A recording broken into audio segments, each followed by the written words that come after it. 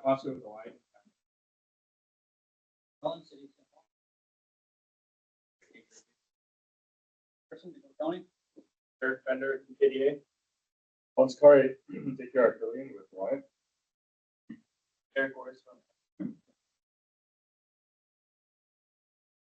Philippelli.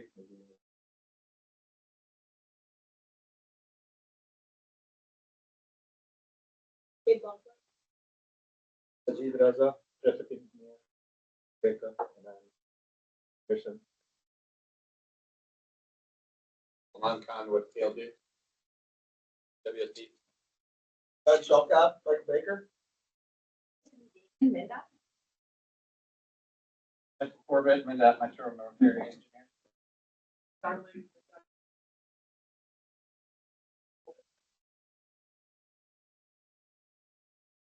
Also.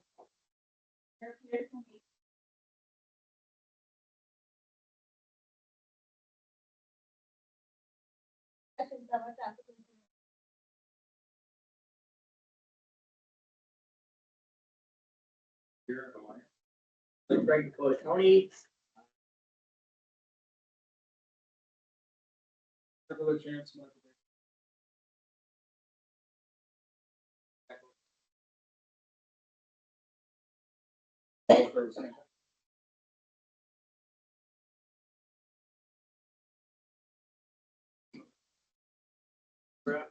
This year's.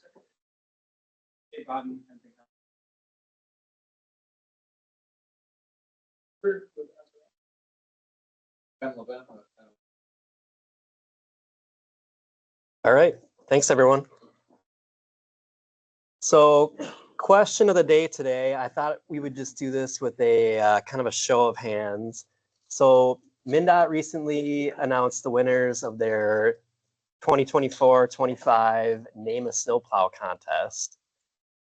There were 8 winners, kind of with the highest vote getter from each of the districts. They're listed up here. Let's just do a kind of raise your hand for your personal favorite, and we'll see which one of the 8 winners is the overall winner here. So first one is Skoll Plow from District 1. Okay, a few. You're Welcome, District 2. Don't Just Snow, District 3. Few. Snotorious B.I.G. Okay, a little more. That was District 4. Anthony Sledwards from the Metro District. All right, also quite a few hands. Bawabunga.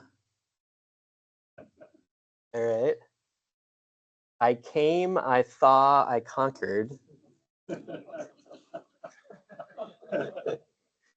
And then last, District 8, we're off to see the blizzard.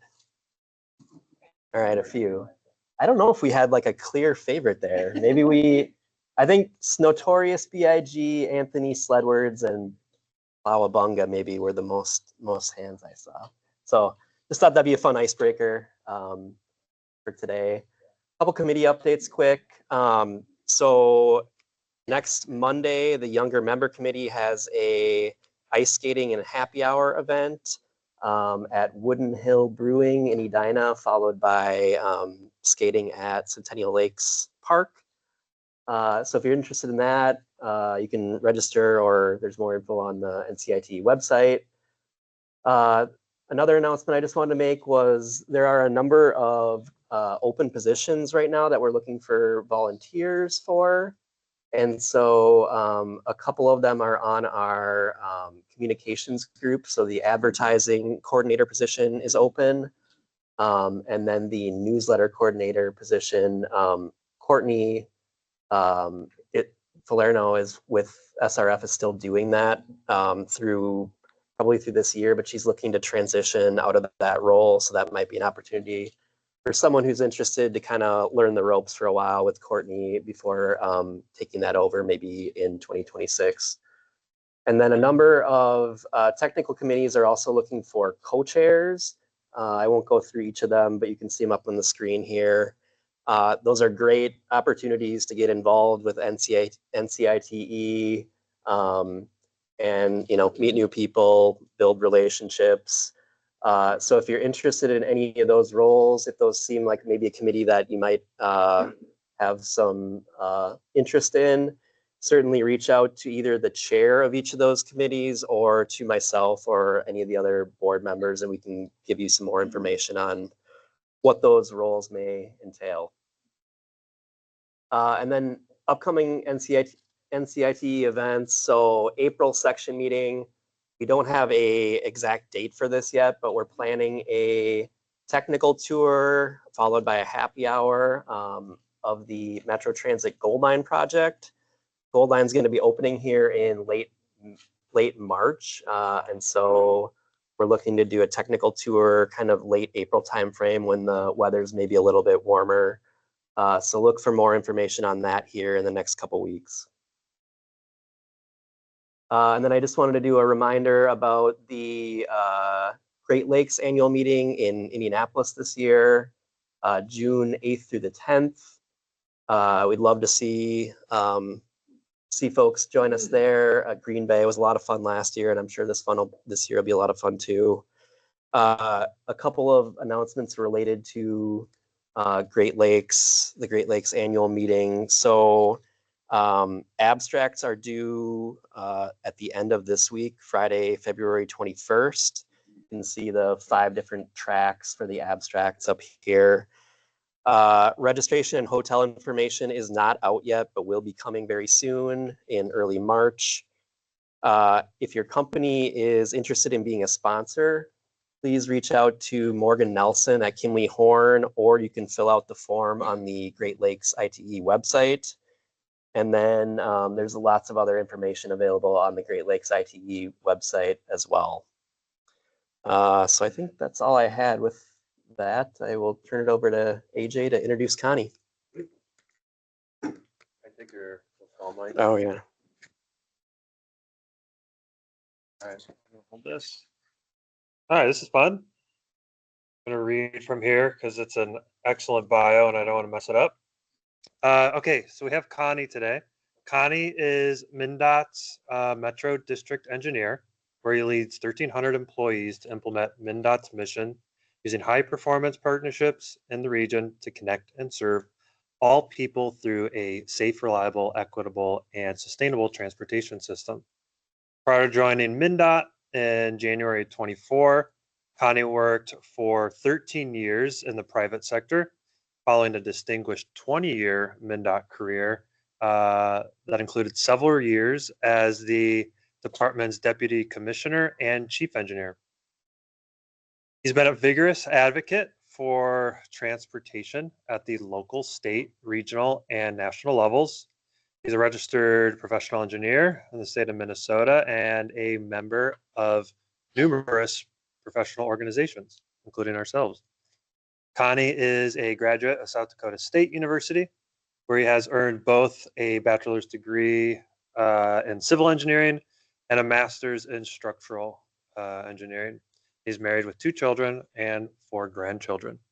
So I guess we'll give a round of applause here to thank Connie and hear what he has to say. Talking this. Talking out of you. Are there any speakers here even?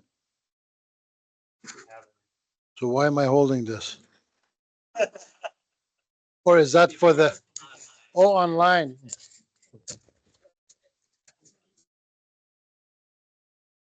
Okay. Will be interested to hold a microphone and no speakers in the building. Thank you so much. AJ, pleasure meeting you. Got to know your company. I never heard of your company before, so welcome to Minnesota. He's told me he came from Denver, Colorado. So anyway, it's awesome to be here. When they asked me to do this, I look forward to it very much. Meeting with old, this is mostly traffic engineers, right?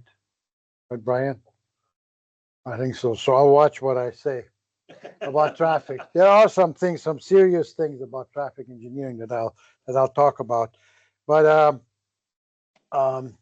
It's really nice to see most, I mean, not, or I should say, a lot of organizations represented, locals, counties, cities. Even my sister agency, Met Council, Steve Peterson, good to see you here. And I, first of all, any Jackrabbit graduates here? I knew you were, but two? Who's the other one? Oh, me, yeah. Nothing gets by our state traffic engineer. He's pretty sharp.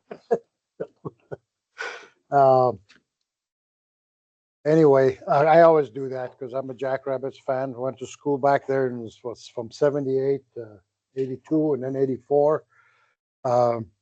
Married my wife. She's from Sioux Falls, South Dakota. And then we ended up moving to Dallas, Texas, lived there for 6 years in the 80s, and then came up here, worked with a couple of consultants down there. Moved up here to go to move a little bit closer to her family, and ended up at MnDOT in 1990, and was here, like AJ mentioned, for 20 years. Spent time in the bridge engineer by training. I was going to be a buildings engineer, but I think it's a good example, reminder that whatever you signed up to do, I was going to design buildings and go back home to Iran and where I'm from, and do buildings and all that. But the revolution happened, so that changed things. Stayed here, and closest thing to building structures was bridges, so I got into bridge design, and I came in the MnDOT and bridges and bridge office, and then spent 9 years in the state aid area. That's the part of the organization that works with the locals, the cities and counties, and that's kind of where I grew up. You build relationships, and I never forget how thankful counties and cities were. It's basically their own money that the state gives back to them based on their own rules that they set. So I enjoyed doing that and learned quite a bit as I said. And then the leadership at the time, I was doing Governor Ventura, the famous wrestler. I'm sure all of you remember him and know him. He was our governor, and Commissioner Tinklenberg was here, and leadership kind of suggested I go to the MnDOT side, and that's enough of state aid. I enjoyed state aid. I probably could have retired there because I really enjoyed it, traveling around the state and all of that. Solomon, you worked there for a long time, so you appreciate that.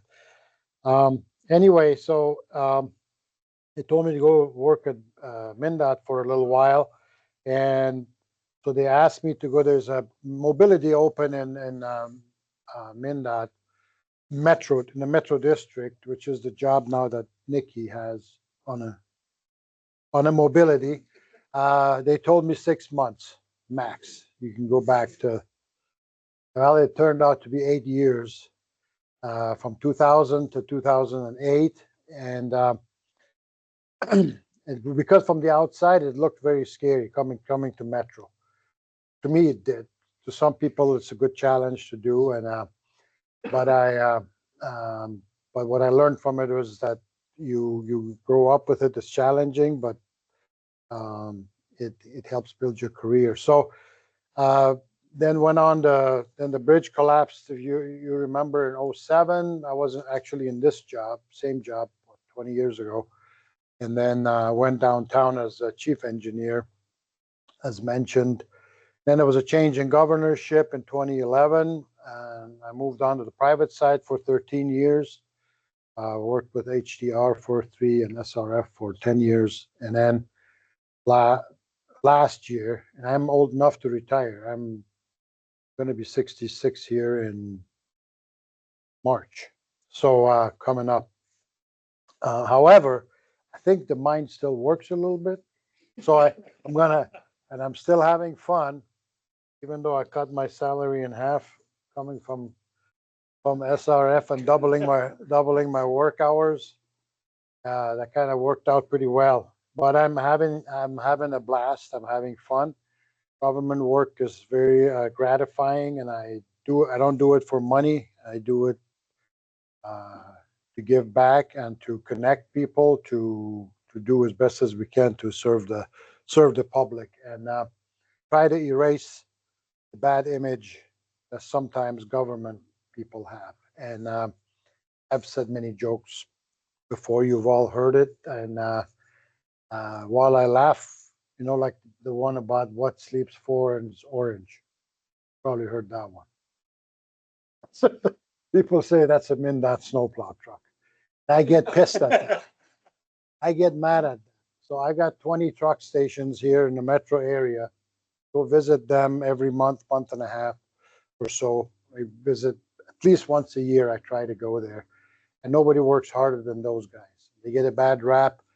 This year we happen to be 100 snowplow drivers short. We have 400.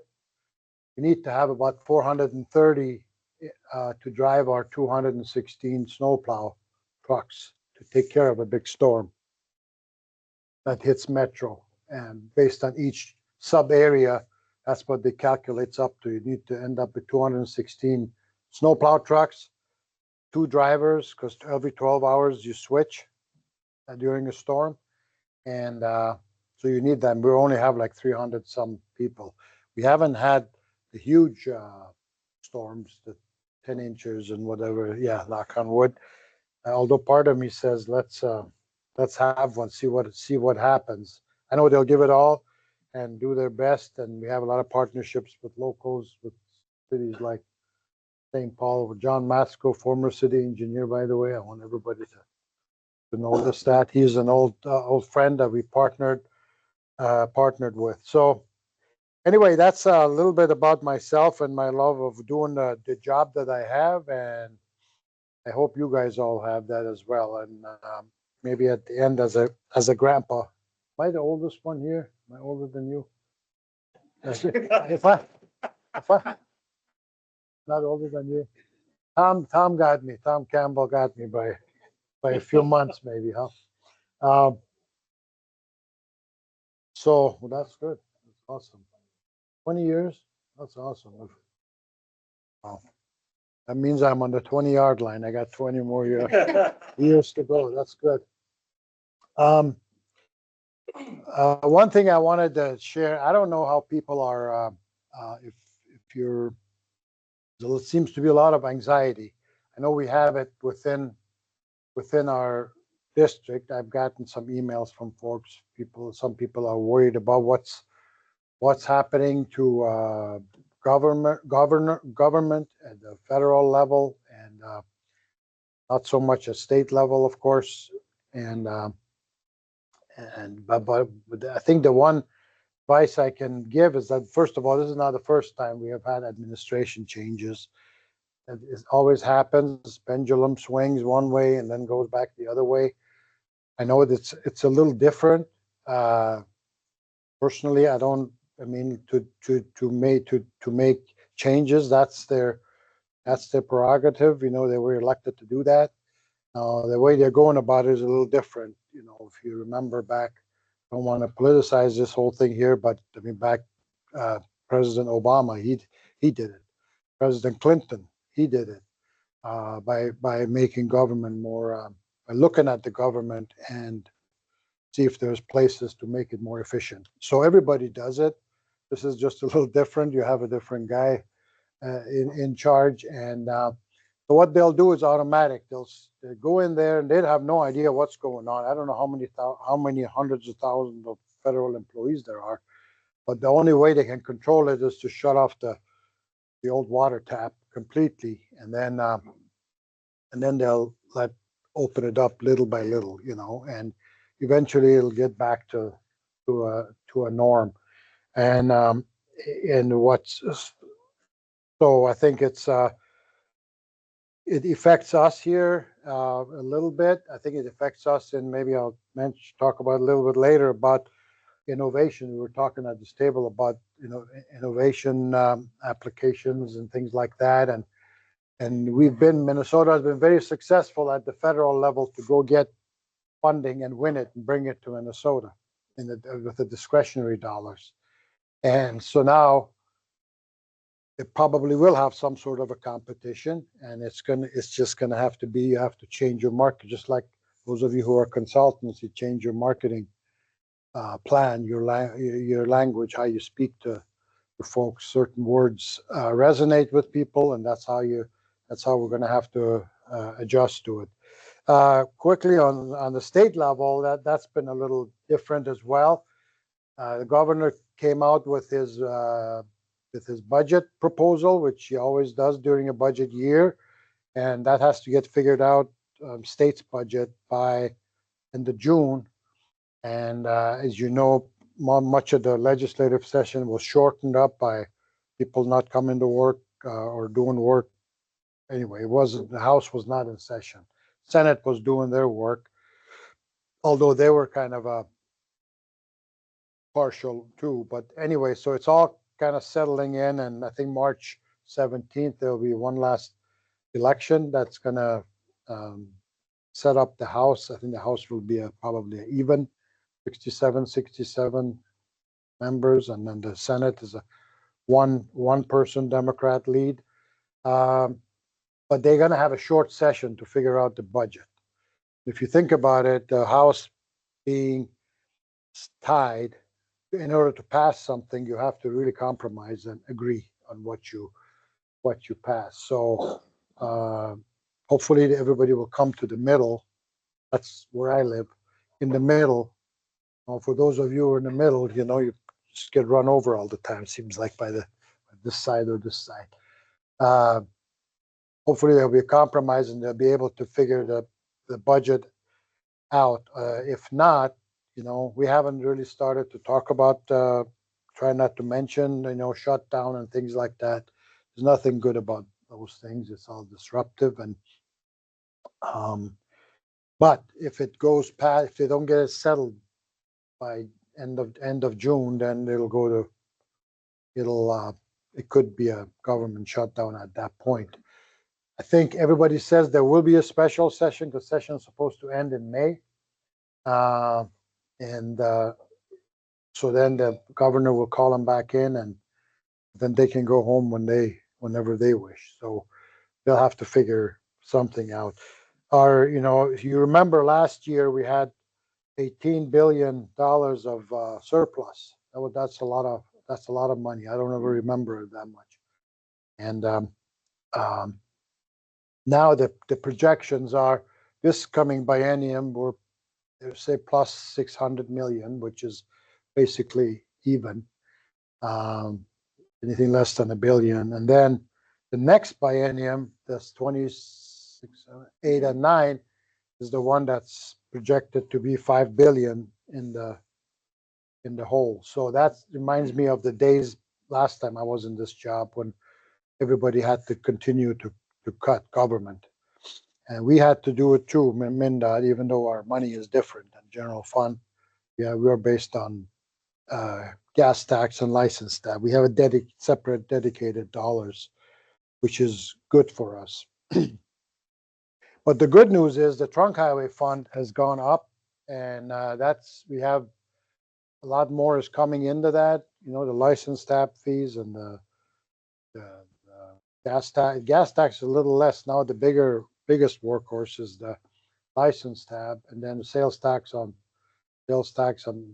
automobiles, excise tax, and then now we've had some other taxes that were added last year, such as, indexing the gas tax, so it goes up with the construction cost index. So that's an awesome tool to have. To me, it makes sense. Wisconsin used to have it, but they gave it up. They shouldn't have done that. But then there's tax on delivery, which raises a few dollars, few hundred $100 million for the state, and on Amazon deliveries and things like that, which is a good thing. However, there's some laws proposed this year to repeal those, and so there's all kinds of different laws. I'm not going to get into legislative discussion here, but The one that Steve being here, our Met Council, there's one law that is proposed, it was in the governor's proposal actually to enable the Met Council to loan us, forgive us, I say give us, but to loan us money to, let's say there's a project where Met Council has a BRT project they would like to deliver, and they have funds to do it and ready, they know what they're gonna build. And it's on a trunk highway that we should be doing some work on, but our plan is not for another, how many years? And so the idea is for the Met Council to be able to do it once, not to go do a BRT project and then 10 years later, MnDOT go and do the pavement job, whatever it is that we would do on that trunk highway. So to work together, so they would lend us the money, loan us the money, and then we would pay them back when we have it programmed or when we have the money to pay. But just like the state, we want to have a manageable debt service level in the Metro District too. Just like the state, at the MnDOT level, it's 20%. You don't want to have your debt service to be more than 20% of what state dollars that come in. So because some states overdo it and they get in trouble, and you can't get things done because all you're doing is paying for your debts. So anyway, so that's a couple of quick things. Again, going back to federal side, the regular formula dollars, there's no issues with that. That's discretionary dollars. Those are the ones that they've started to, as I said, turn off the water tap, but they're slowly turning it back on. I think the NEVI programs that have been funded so far, they're going to continue, but there's some second round that I think is kind of frozen, I believe. So we'll see what happens with that. There was some discretionary funds that we won, like Robert Street, I think was one that we won last month or two, and those it's kind of on hold, I believe. And I don't think, my hope is they'll release those once they check every one of them to see if it meets their goal and ideology. The protect plan, the resiliency, flooding and things like that, that's kind of on a hold. So anyway, I think things will eventually set. I mean, the guys are federal highway. No federal highway here, by the way. They don't have traffic engineers. No, they do. No, they're good guys. I like them a lot. Yeah. There was a congressional briefing last week in Washington, D.C. A commissioner went to it, and I read some of what happened at some of the meetings. They had a lot of discussion about, I think basically the focus of the conversation is, of course, safety is always is for everyone, and I'm glad to see that emphasis is there at the federal level. Environmental streamlining, although I think a lot of streamlining happened during the 2016 last time President Trump was in office. So there was a lot of streamlining done with the environmental work, I think, but I think it may have changed again. So some of that permit reform to make things go a little bit faster, and flexibility to states, and that's always a good thing to allow states to do more things that fits them, and not use a big federal rule and requirement to manage everything the way they would like. So big picture, this current authorization, IIJA, ends September of 26. So they need to have one by then, and I think all indications probably is not going to be as much dollars of what people say, but who knows? I can't imagine they would throw more money into it, but I think it's been a good program for us. And Minnesota is aggressive in the discretionary, the competitive funds. It takes a lot of work. A lot of you are involved with it to go and get those get those funds. Some states, like say Florida, they got so much, so they had a big surplus, and their governor gave what 7-8 billion of their surplus to the transportation secretary to do highway projects. So they had plenty of dollars to do, and they don't have the workforce to get it all done either, like many people. So they didn't even bother. When I used to work, when I was at the private side, talking to the DOT down there, they don't even bother with, going after these funds, because it would be peanuts compared to what they have, and it takes a lot of workforce to do it. So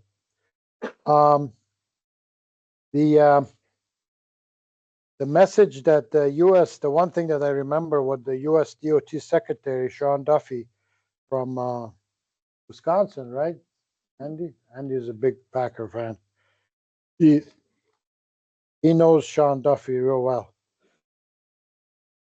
Yeah. He talked two things: safety and innovation. I was very glad to hear that, because that's kind of where I personally live. I want to do, and I know it's hard to do, but you do 10 things and maybe one will stick. That's a success. So I encourage innovation in different areas. Quickly, I wanted to chat a little bit about the Metro District, and as mentioned earlier, it's about 1,350 people. The department has about 5,300. So we're about fourth of the organization, about half of the money, and I'd say 75% of the challenges and problems. And that's just what the nature of the beast is. That's where most people live. I'm not saying we're any better than any of my sister districts, but we're different. I mean, it's just a fact.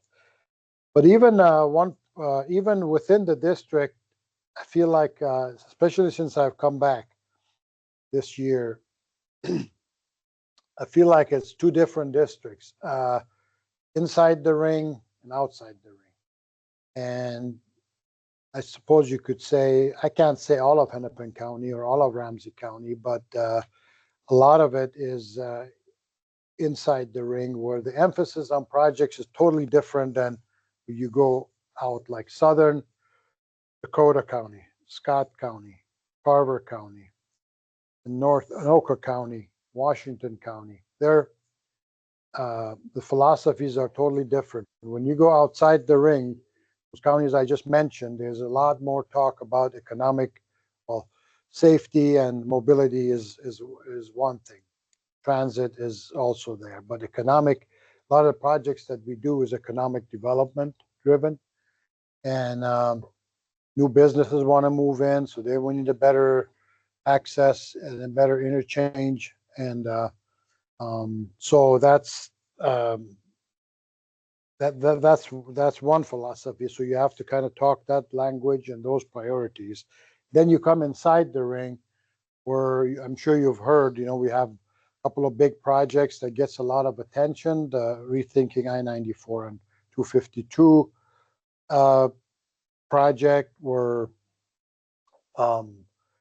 and you've heard of the Rondo project, of course, and it's and the folks that live inside the ring, what they would like to do is that bring up what happened in the past, which I totally agree was the wrong thing to do 50, 60 years ago, to design freeways right through town. If you go to Europe and any other bigger cities, a lot of them in Canada actually are that way, where the freeways come up to the city, and then you get connected with arterials or transit or regular streets, different ways into the heart of town, the central part of the city.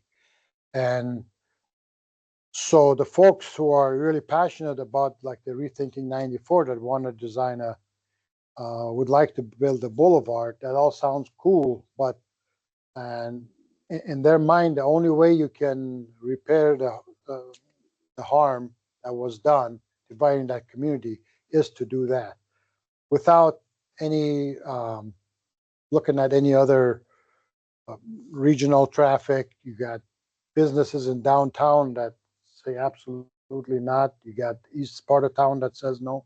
So anyway, that's so there's at all costs you have to do this is what we're being told, and that's the dynamic that we have. And so projects are more about what's good for their community, for the health of their community only, and no regard for anything else. So that's becomes a difficult conversation for someone who's a practitioner, for me or everybody else that's here, that it's all transportation, it's freight, it's people driving through, it's the interstate system from West Coast to East Coast. So the other dynamic with those projects, we've had to do EISs for them, and we hadn't done an EIS since the St. Croix River crossing. Goes back many years. Normally don't do EIS because it takes so long and costs so much. So compare that to you go at 494 down in Bloomington. That's a $400+ million project, phase 1. Then there's phase 2 coming soon. We got funding for that, 138 million, I think, from federal. Yeah, for the second phase, and that's gonna go on. That's gonna start in a year, probably, or two, a year and a half. The next design build project, and but those were done with an EA, with the environmental assessment process. Big projects, totally different dynamic conversation. The issues that exist is totally different. Amazingly, 10 miles away. So so anyway, I said all of that. That it makes.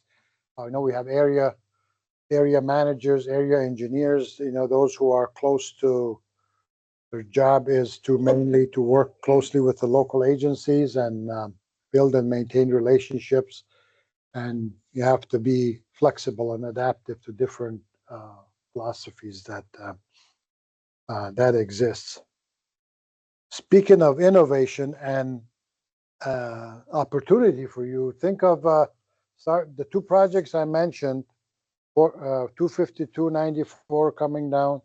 Then you have 94 rethinking. Then they get connected by what? The elbow. In the business, we call it the elbow. Yeah, that's the Lowry Tunnel. That's stuff there between a beautiful cathedral and a beautiful museum. You can't go this way. So what is it? We got to figure out something. It is so big to even talk about. Anything there in the commons area is so big you can't even touch. Metro, we have $400 million a year for construction, our SRC funds, federal and state. Anything you touch over there is 2 billion, 3 billion. You know, so you let it be. So you either have to decide, okay, we're going to let it be like that, or you're developing a cross section going north, you're developing a cross section going east. Eventually, you know, it won't be during my time; it'll be a few years here, but you got to start thinking about that too. And I've got some ideas myself, but so thinking outside the box about that. So you either have to do nothing, do a big dig like in Boston, or something in between that's a technology or some other thing that we have to talk about. So there's your innovation challenge. I get a lot of questions about you guys being congestion traffic folks, most of you, I suppose. You know all about recurring and non-recurring congestion. I think non-recurring is what, over half, maybe half of the congestions overall. And neither one of those are good for safety, having stop and go and things like that, and congestion, or it's not good for air pollution either. So, but we also have concluded, I would say, actually, some people who were pounding us on LinkedIn about all we want to do is expansion in this city. We've worked since last time I was in this job in 2004, 5. I went on a scanning tour to Europe with some other states, and we brought the managed lane concept here, congestion management, you know, system optimization, whatever you want to call it. and basically realizing that you can't build your way out of congestion necessarily. And we're lockstep with, I think Met Council has that. Am I right? Good. Because it might be the second or third option where it makes sense, but it's not always the first option. People think that everywhere there's an issue, we have to expand and add lanes, and that's not what we're doing on Rethink. The options that were proposed, they're not expansion ones were eliminated actually. Anyway, so so I think that's an important part in our world, how we can take care of congestion, because it's really congestion is after COVID, it's almost back. I don't know what the numbers are, but I think it feels like everything is like pre-COVID. But I think it's our job as engineers in industry to figure out how we manage that, and yeah, where places where it makes sense you can expand. We have a lot of counties that are doing a lot of our 2-lane to 4 lanes. They're delivering. I mentioned Carver, Scott, Washington, Anoka, 2-lane to 4 lanes where they need it, and they're paying for it. They're not asking for their money back. They're going and hustling for the federal money, and of course it's going to be ours to maintain, which is a problem for us. But I think, but for them it's economic development and safety and all kinds of different things. So where it makes sense, you should be able to expand. Another observation since I've come back is seems like the intersection of where safety and traffic engineering intersects with other things. 2 of them. One is with I've heard a lot going visiting with our maintenance folks. As I mentioned, they back in the day, they used to be, I was here when we started roundabouts, and holy cow, they used to graham cracker, nice and straight, snow plow quick, get the intersection clean. Now you do a roundabout, and they gotta, so they really didn't like it, and eventually got used to it, and it's okay. So things that so for safety reasons we do these things, and now we have more things. Since then we've added cable median barrier, those cables. I think is one of the best things since sliced bread. I don't know if you've seen the videos, the lives that it saved. You become a believer. Yeah, can a motorcycle get tangled up in there dangerously? Yeah, because they were dead against it at the time. And our guys have to go out and fix it. They get hit a lot. I mean, with snow and ice, they get hit. You have to go fix it. So it's additional maintenance. But is it worth it? In my mind, yes. Another thing that's being discussed is J-turns. We're doing a lot of J-turns. Our goal is to do a lot of them. Brian, our state traffic engineer, you have a system safety plan that we're trying to do, look at things systematically, and our maintenance guys don't like J-turns. So, but they'll get used to it, I think, because we have to work together. Another one is the operations, how during construction, especially traffic, what traffic guys say and what the construction guys say. How long do you close? How do you close there? How do you phase it? You do it on weekends. You do 1-lane closure all the time. You do close. My favorite is close the road just close it, and which we did on 36 right here. The project cost half the amount. You had a logical detour. You need to have that, but and then it was twice as fast and with a lot of safety in the work zone safety issues. So, but these are all like conflicting strategies, I would call it. But it's always good conversation to have on some challenges. I should probably wrap up. I'll just summarize by saying working together. It's awesome. At MnDOT, we need the help. We're short staffed, we're short project managers, we're short construction inspectors and administrators, engineers. We're short snowplow drivers, I mentioned. A lot of, I'd call those bread and butter things. So we rely on the partnership with the counties, cities, and of course, consultants who help us. And we need your help to work with us.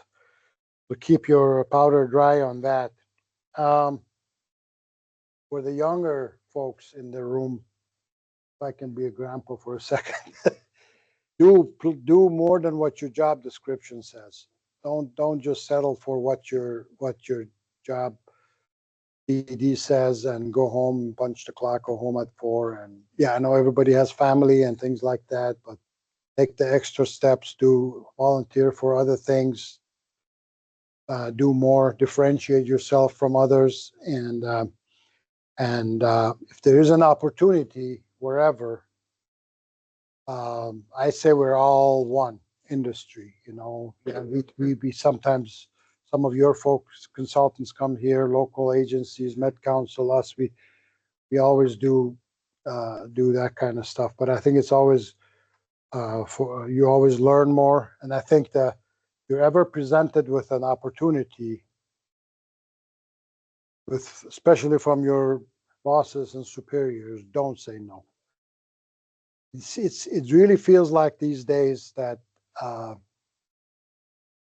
don't know, maybe some of the young folks get mad at me, but I think it's a different culture.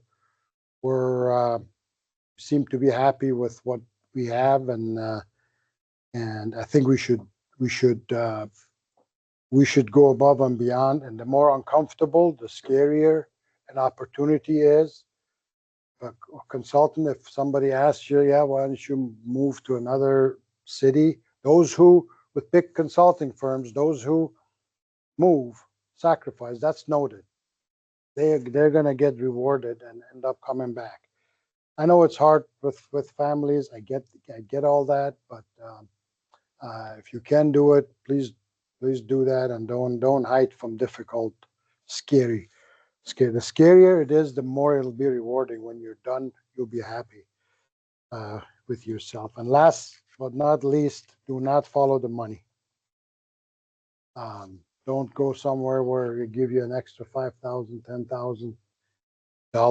Maybe that's appealing at the time, but unless they double your salary. In my case, they cut it in half, and I came back. But I'm different. I'm a little weird when it comes to that and doing government work and being a public servant. I love it. So, like I said, I feel like I have a job to make government look better, and try to connect with the public. It's not our roads, it's not our bridges, it's the public's. So try to be that way. And so if MnDOT has an opening, please apply. You take a cut and pay. No, just kidding. Just kidding. With that, I'll stop. I'm sorry. I think I may have gone over. I had another page here to go through. This white page here I had. Are there any questions, specific, project related, or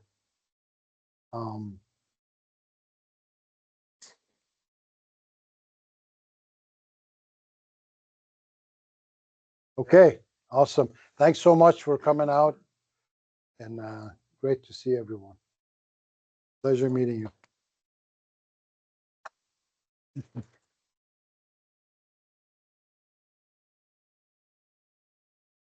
Yeah, I'm good. Yeah. Everyone for coming out. Have a good rest of your day. Huh? Good night out. Yeah. Hey, thanks, Nick. Yeah. How things with Wayne? Saw him a couple of days ago. I didn't see what